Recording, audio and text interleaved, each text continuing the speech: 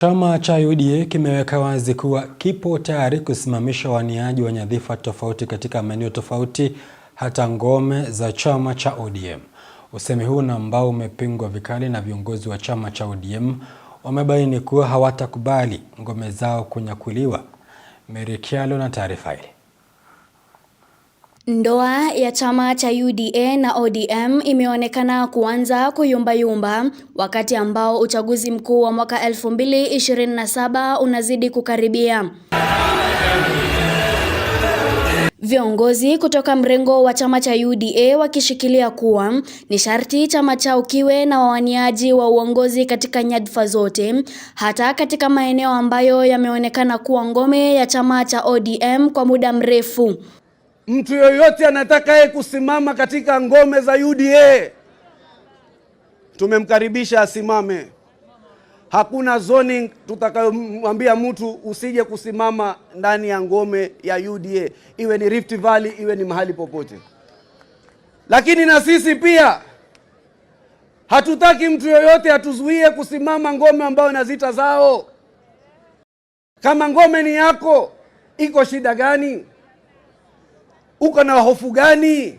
Hatuna uhasidi na mtu, hatuna chuki na mtu, lakini sisi hatuwezi kuwa ni serikali tunaondoa profesa kama deputy president ambaye ni mtenda kazi tukaweka mwafulani kwa vile amfanana na sisi. Hiyo haiwezekani kabisa. Viongozi hawa wakisema kuwa ni wakati wa chama cha UDA kuwa maarufu, kwani wakati wa vyama vingine umetamatika, na kuwa chama cha UDA kipo tayari kuweka wagombeaji katika nyadhifa zote kutoka maeneo tofauti. Kuna enzi chama ya ODM ilivuma sana, lakini enzi ile imepita. Ni sawa, enzi ile imepita. Sasa enzi hii ni enzi ya chama cha UDA ivume. Ni sawa? Hii enzi hii ni enzi ya chama cha UDA ivume. Vile vyama vingine vilikuwa na enzi zao, na enzi zao zimekwisha. Na kwa sababu sisi ni chama kikubwa tutakuwa na candidate kuanzia MCA mpaka kule juu kwa chama cha UDA. Na ndio maana tunawahakikishia wale viongozi wanataka kusimama kwa viti, muingie ndani ya UDA. Viti vyote kuanzia MCA hadi governor mpaka rais awe ni UDA.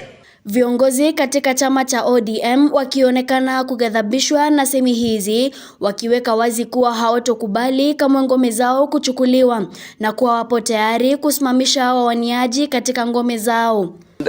Our irreducible minimum as Homa Bay party people is that Homa Bay is ODM zone, and it will be only for ODM members seeking elections on behalf of any coalition, if you go to any, before the elections and even after the election. Mary Kyalo, Undugu TV.